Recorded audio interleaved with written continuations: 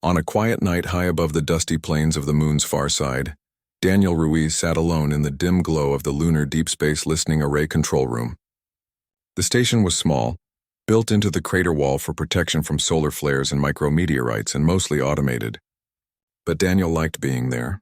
He liked the silence, the slow hum of machines, and the feeling that he was the only human for 380,000 kilometers in any direction. He had signed up for this job after 10 years working ground-based radio telescopes on Earth, tired of city lights, bureaucracy, and noise. Out here it was just him, the stars, and the endless whisper of the cosmos. That night, something broke the silence. It started as a faint ripple in the data stream, a tiny blip that repeated every 17 seconds.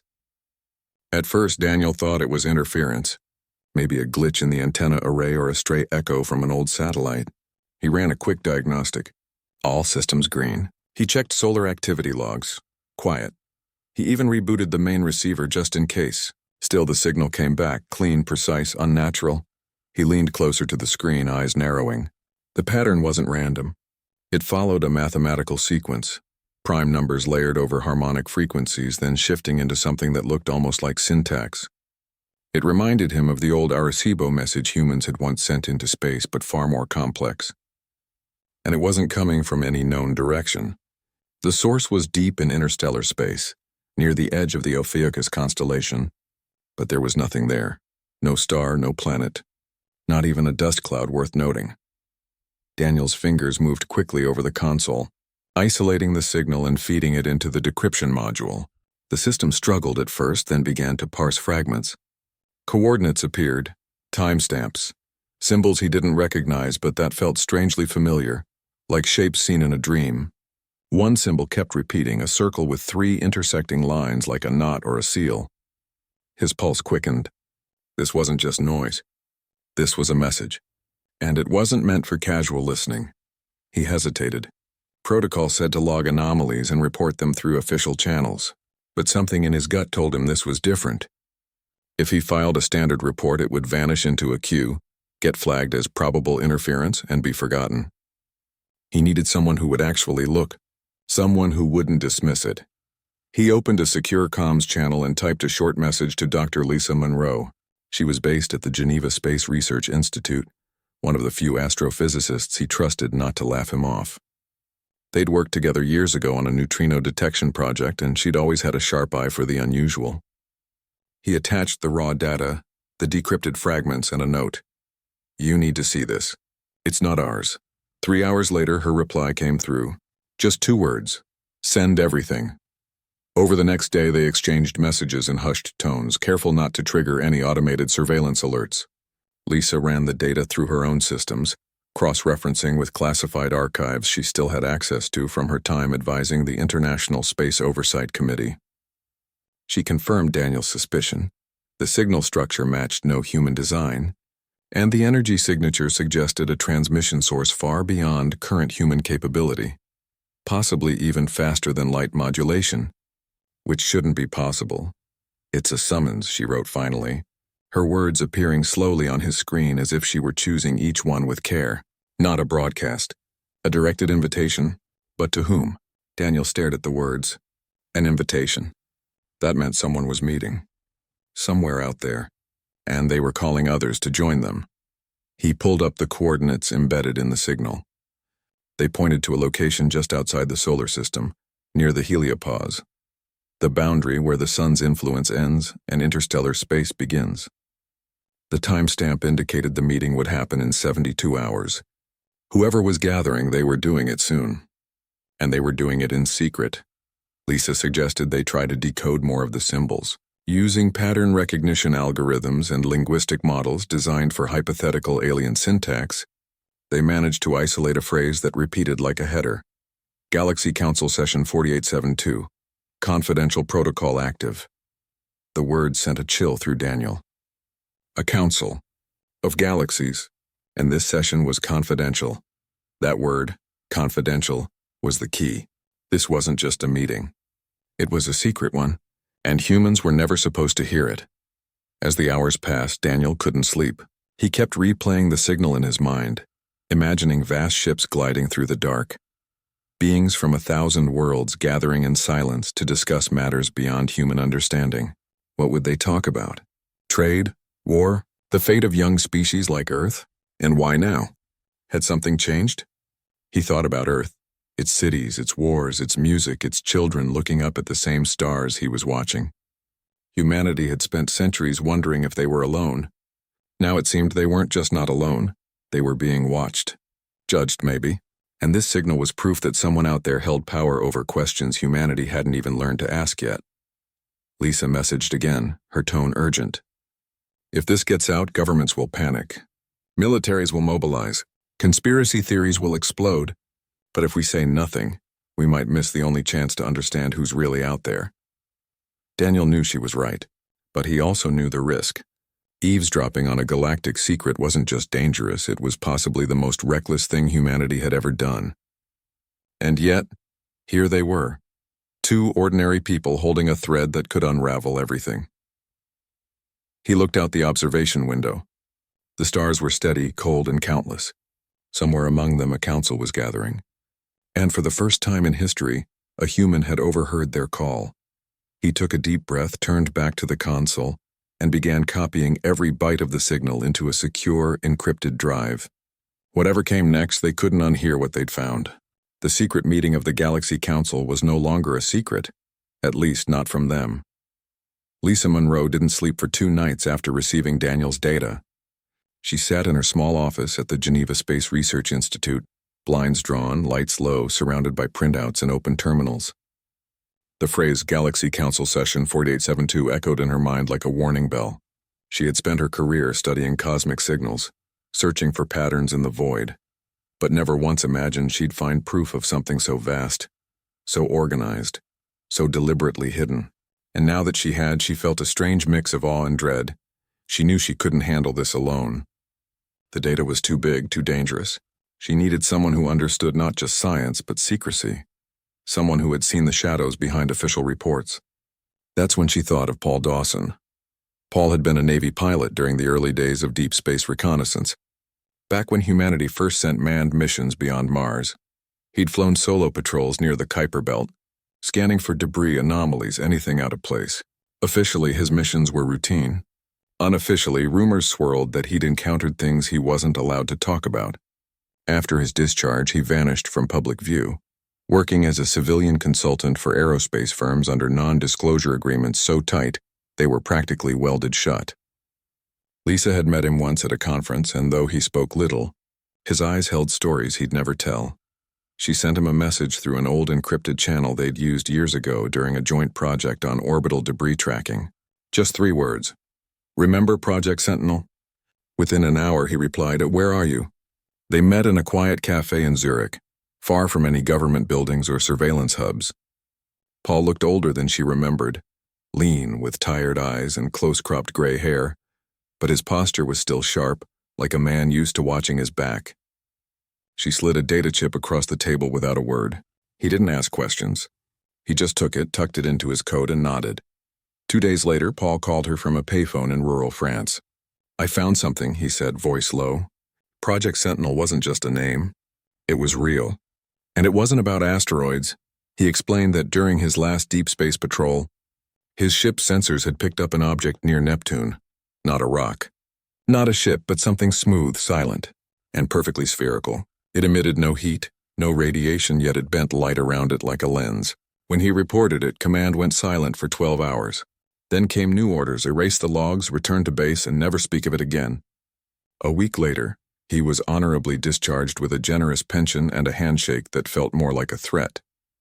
But Paul had kept a personal log, handwritten, stored in a locked box under his floorboards. In it, he'd sketched the object and noted strange symbols he'd seen flashing on his screen just before the comms blackout. One of them matched the circle with 3-line symbol from Daniel's signal. Lisa's breath caught. "They've been watching us longer than we thought," Paul agreed. He'd spent years trying to forget, but now the pieces were fitting together. He dug deeper, using old contacts from his military days, people who owed him favors or shared his curiosity. One former intelligence officer, now retired in Montana, sent him a heavily redacted file labeled Sentinel Oversight, Eyes Only. Most of it S blacked out, but a few lines remained visible. Non-interference directive active. Earth classification, pre-aware. Council monitoring ongoing. The word council sent a jolt through both of them. It wasn't just a theory anymore. It was policy. Back in Geneva, Lisa and Paul worked in secret, cross-referencing every scrap of data. They discovered that over the past 50 years, dozens of unexplained sensor ghosts, phantom signals, and visual anomalies had been logged by space agencies worldwide, then quietly dismissed as glitches. But when plotted on a star map, they formed a rough sphere around the solar system like a net or a fence. Then, 3 days after their meeting, strange things began happening near Jupiter. Deep space tracking stations in Chile and Australia reported unidentified energy signatures in the gas giant's shadow. The objects moved without propulsion, appearing and vanishing in seconds. No radar return, no thermal trail, just sudden distortions in the magnetic field. At first, scientists assumed it was a new kind of plasma storm, but Paul recognized the pattern. It was the same as the Neptune incident. "They're coming," he told Lisa over a secure line. Not just one, many. She checked the original signal's timestamp again. The Galaxy Council meeting was scheduled to begin in less than 48 hours. And now ships, real physical vessels, were gathering at the edge of the solar system. This wasn't a drill. This was real. Panic threatened to rise, but Lisa pushed it down. They had to act. If the Council was meeting to discuss Earth, humanity deserved to know. But how? If they went public, governments would either deny it or start arming for a war they couldn't win. If they stayed silent, the decision about Earth's future would be made without a single human voice. Paul had another idea. "There's a back door," he said. In the old Sentinel files, there was a reference to a response protocol, a way to acknowledge contact without breaking non-interference rules. It was theoretical, never tested, but if the Council uses formal summons, maybe they also accept formal replies. Lisa's mind raced. A reply. Not a broadcast, not a plea, just a signal that said, "We heard you." Simple, dignified, human. They contacted Daniel on the moon. He was still monitoring the original signal, which had now gone silent. But new data was streaming in from Jupiter's orbit. At least 7 distinct vessels had appeared, each bearing different insignias, some angular, some flowing, none resembling anything human. They hovered in perfect formation, waiting. Working together across 3 locations, Geneva, Montana, and the moon, they began crafting a response. Lisa handled the science, encoding Earth's location and basic biological data. Paul provided military-grade encryption keys to ensure authenticity. Daniel prepared the transmission array, calibrating it to match the original signal's frequency and modulation. It was risky. If the Council saw their reply as an intrusion, they might shut Earth off completely, block all signals, impose a quarantine, or worse. But if they saw it as courage, as awareness, it might change everything. As they finalized the message, a new alert flashed on Daniel's screen. The alien vessels had shifted position. They were aligning toward a single point beyond the Oort cloud. The meeting was beginning. Paul looked out his window at the Montana pines, silent under a star-filled sky. Lisa stood in her dark office, hands trembling slightly over the keyboard. Daniel sat in his lunar chair, staring at the void where history was being made. They pressed send. The reply shot out from the moon, a narrow beam of encoded light racing toward the edge of known space. It carried no weapons, no demands, just 3 things: a greeting, a statement of presence, and a question. May we listen? Then silence, for hours, nothing. No confirmation, no response, not even static. Doubt crept in. Had they been too bold? Too foolish? Then deep in the array logs, Daniel spotted it, a faint echo bouncing back from the meeting point. Not a message, just a single pulse. Acknowledgement. Someone had heard them, and somewhere out there, in the cold dark between stars, the secret meeting of the Galaxy Council now had an unexpected guest. Humanity, awake at last, and no longer willing to be ignored. The pulse came back so faint that Daniel almost missed it. It wasn't a message, not really, just a single clean tone repeating once, then vanishing. But it was enough. Someone out there had received their reply, and they had answered. Not with words, but with a nod across the stars. Lisa felt a strange mix of relief and fear. They had done it. They had reached out and something had reached back. But now what? They couldn't just wait. If the Galaxy Council was debating Earth's future, they needed to understand what was being said. And for that, they needed someone who could read between the lines of alien thought. That's when Lisa remembered Maya Ellis. Maya had been a rising star in xenolinguistics before the field collapsed. She'd worked on the UN's First Contact Protocol team, designing frameworks for communicating with non-human intelligences using math, music, and shared logic. But after years of silence from the cosmos, funding dried up, and the program was shut down. Maya left academia, disillusioned, and moved to a small town in Oregon, teaching night classes in philosophy and coding to make ends meet. She still believed in the possibility of contact, but she'd stopped expecting it in her lifetime. Lisa tracked her down through an old university directory and sent a message. "The signal is real. We need your help." Maya didn't reply right away, but 2 days later she showed up at Lisa's apartment in Geneva, suitcase in hand, eyes sharp with curiosity. She'd listened to the recording, studied the symbols, and knew this wasn't a hoax. Within hours, she was at the institute, poring over the data with the focus of someone who'd been waiting for this moment her whole life. She saw things the others had missed. The repeating symbols weren't just identifiers, they formed a kind of syntax, a way of structuring ideas without sound. The circle with 3 lines wasn't just a seal, it was a marker for confidential session. Other shapes represented concepts like risk, development, and containment. One symbol, jagged and sharp, appeared often alongside references to Earth. Maya translated it as instability. "They're worried about us," she said quietly. "Not because we're weak, but because we're unpredictable." As they dug deeper, a clearer picture emerged. The Galaxy Council wasn't a single government. It was a coalition of species, each with their own views. One group, represented by smooth, flowing glyphs, argued for continued observation. They believed young species like humans needed time to grow. Another faction, marked by rigid, blocky symbols, pushed for containment.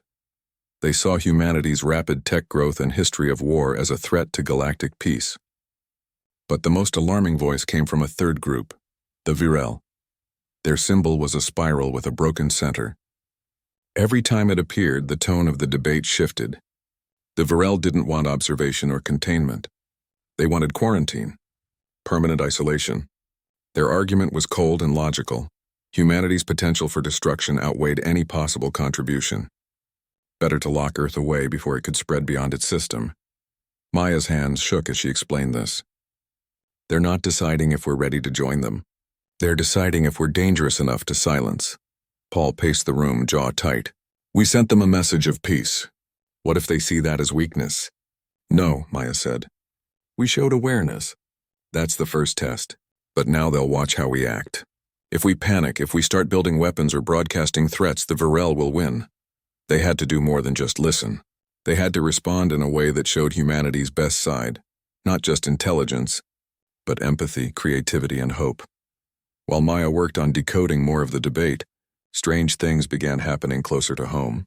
Small disc-shaped objects appeared in Earth's upper atmosphere, silent, undetectable by radar, moving faster than any human aircraft. They didn't attack. They just watched, scanned, listened. One hovered over Geneva for 3 hours, then vanished. Another appeared above the Pacific, tracking a research vessel studying coral reefs. A third lingered near a children's hospital in Nairobi, its presence noted only by a sudden drop in static on local radio feeds. "They know we heard them," Paul said grimly. "Now they're checking if we're telling others." Governments were starting to notice too. Emergency meetings were called in Washington, Beijing, and Moscow. Rumors spread of unidentified aerial phenomena acting with purpose, not randomness. Military satellites were repositioned. Fighter jets scrambled, but the objects always disappeared before contact. Lisa knew they were running out of time. If world leaders panicked, they might do something reckless, like fire a missile into space just to prove a point. That would confirm every fear the Virel had. "We need to send another message," she said. "Not just data this time. Something that shows who we really are." Maya agreed. Logic won't be enough. They need to feel us. They decided to build a new transmission, not with equations, but with moments. Maya gathered recordings, a lullaby sung in Swahili, the sound of rain on a tin roof in Bangladesh, a violin performance from a refugee camp, the laughter of schoolchildren in Brazil. Lisa added scientific milestones, the first image of a black hole, the genome sequence of wheat, the blueprint for a clean water filter. Paul contributed footage from his old missions. Earth rising over the moon's horizon, silent and beautiful. They wove it all together into a single stream of light and sound, encoded with care, tagged with the same symbol they'd used before, the open hand of greeting. This time they didn't just say we are here, they said, this is why we matter. Daniel prepared the array again, this time with extra shielding to avoid detection by Earth's own governments. As he input the final sequence, an alert flashed on his screen. One of the alien drones had locked onto the moon station. Not aggressively, just watching, waiting. He hesitated for only a second. Then he sent the message. It raced into the dark, carrying human joy, sorrow, curiosity, and courage. For the first time, humanity wasn't asking to be heard. They were showing why they deserved to be. Back on Earth, Maya stared at the sky, wondering if anyone out there would understand. Lisa held her breath, hoping they hadn't just signed their own doom. Paul stood by the window, remembering the silent sphere near Neptune, and wondering if this was how it all began, or how it ended, and high above. In the cold silence between worlds, the Galaxy Council fell quiet as the new signal reached them. The debate paused. The Varel spiral symbol dimmed, and for the first time, someone in that ancient gathering asked a new question. What if they are more than we believed? The message left Earth like a breath held too long, finally released. It carried no demands, no threats, only the quiet truth of what humans were. Flawed, yes, but also kind, curious, and stubbornly hopeful. Daniel watched the transmission streak away from the moon, a thin thread of light aimed at the edge of everything known. He didn't know if it would change minds, but he knew they had to try. Back on Earth, the world remained unaware. News channels talked about strange lights in the sky, but most people dismissed them as drones or weather balloons. Governments issued vague statements about atmospheric anomalies and urged calm. But in quiet rooms in Geneva, Montana, and Oregon, 3 people waited, hearts pounding, for a sign that their gamble had worked. 2 days passed with no reply. Then on the 3rd night, the signal came. It wasn't loud or dramatic, just a soft harmonic tone layered over a repeating pattern of light pulses, familiar but changed. Maya recognized it at once. They're responding, she whispered, eyes wide. And they're using our own symbols. The Galaxy Council wasn't sending a verdict yet. But they were listening. Really listening. Then something unexpected happened. A new voice joined the debate. Not from the Virel, not from the containment faction, but from a species no one had paid much attention to before. Their symbol was a branching tree with silver leaves. Maya traced the pattern and found records in old astronomical logs. The Cathari, a peaceful, long-lived species known for their art and philosophy, rarely involved in council politics. This Cathari delegate had studied Earth for years in secret.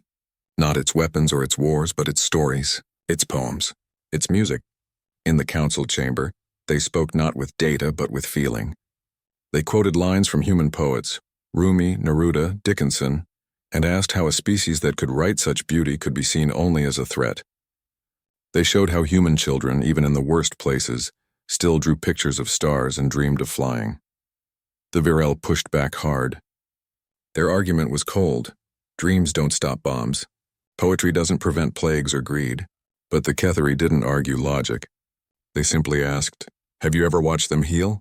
Have you seen them share food with strangers after a storm? Have you heard them sing to the dying?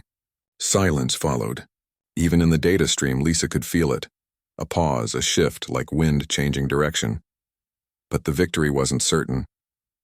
The Virel still held power, and they were not convinced.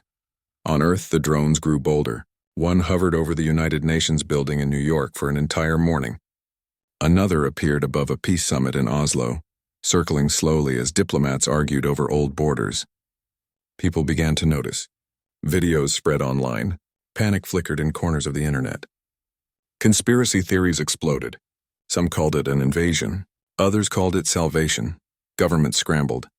The U.S. Space Command activated its deep orbit defense grid. China launched a silent satellite swarm toward the drones. Russia tested a new laser array. All of it was watched. All of it was recorded. Paul saw the news and felt sick. They're doing exactly what the Virile expect, he said. Acting like scared animals, Lisa agreed. We have to stop this before it's too late, but how? They had no authority, no army, no voice in the halls of power. They were just 3 people with a secret too big for the world to handle. Then Maya had an idea. We don't need to speak to governments, she said. We need to speak to everyone. Using the same array on the moon, they prepared one final broadcast, but this time they didn't aim it at the stars. They aimed it at Earth. Daniel rerouted the signal through civilian satellite relays, bypassing military filters. Lisa wrote a simple message. What you're seeing is real. They are watching. But they are not here to fight. They are here to decide if we deserve a place among them. Don't give them a reason to say no. Maya added a short clip from their earlier message, the lullaby, the rain, the children laughing, and ended with a single line. Be who we truly are. They sent it out on every open frequency. Radio, TV, internet, even emergency alert systems. For 3 minutes, the entire planet heard the same thing. Not from a president or a general, but from no one and everyone at once. At first, chaos followed. People didn't know what to believe. But then something remarkable happened. In cities and villages alike, people looked up, not with fear but with wonder. In Tokyo, strangers shared umbrellas and smiled. In Cairo, a street musician played a song of peace. In Rio, kids built a tower of stones and called it the Embassy of Earth. The drones didn't leave, but they stopped scanning weapons.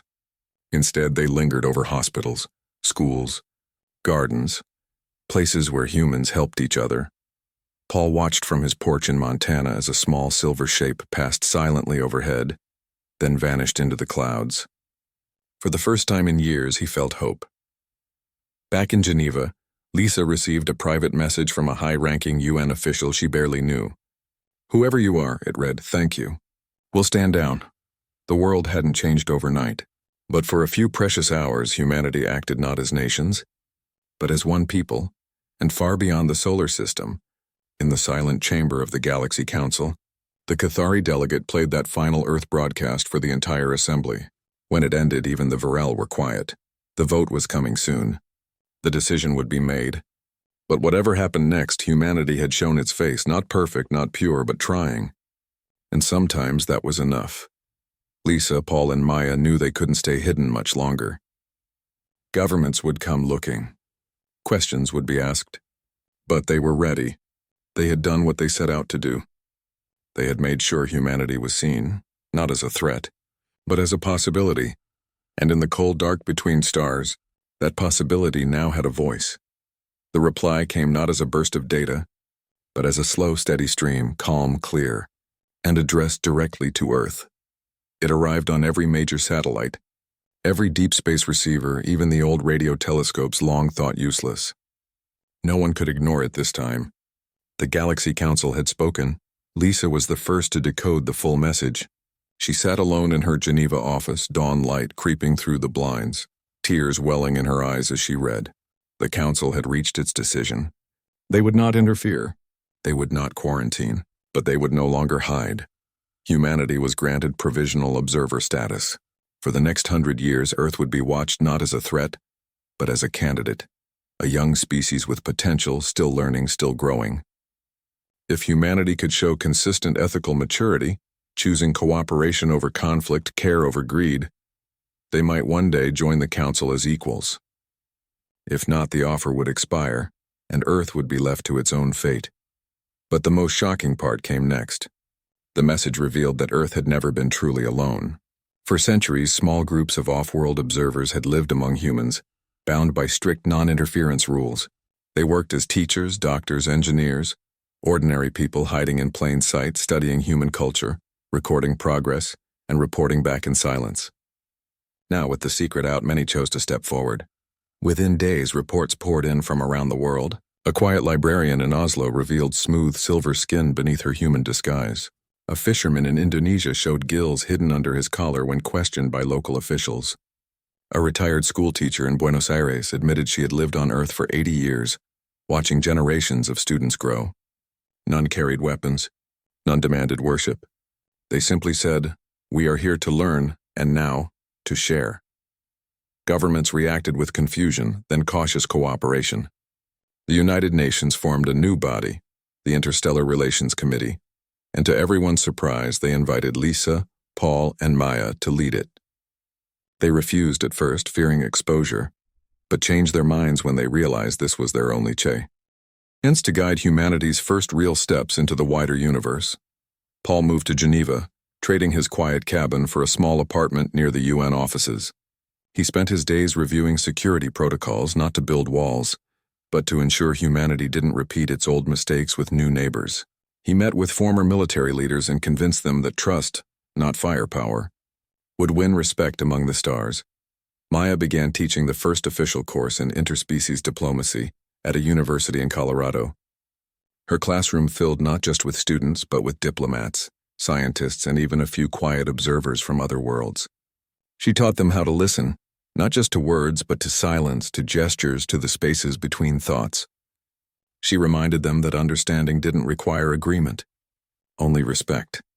Lisa returned to the moon not as a lone technician, but as director of the newly renamed Earth Listening Post.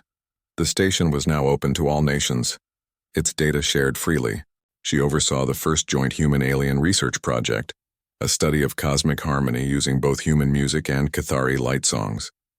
The results were strange, beautiful, and unlike anything ever heard before.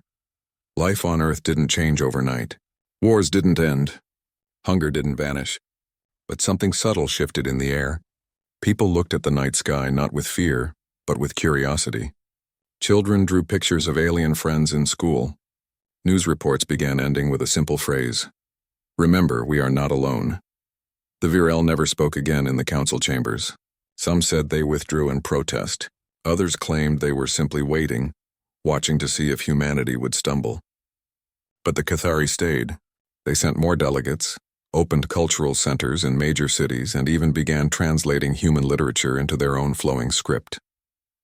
Their favorite book, they said, was a collection of letters written by ordinary people during the first days after the signal.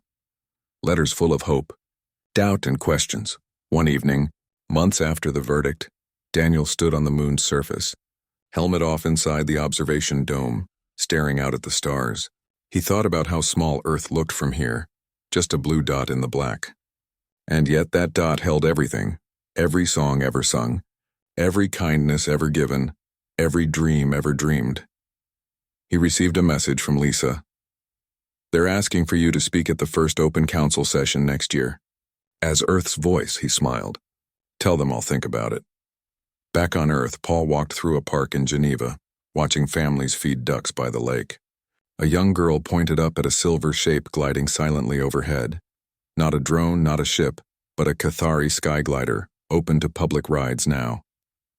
She waved. The craft dipped its wing in return.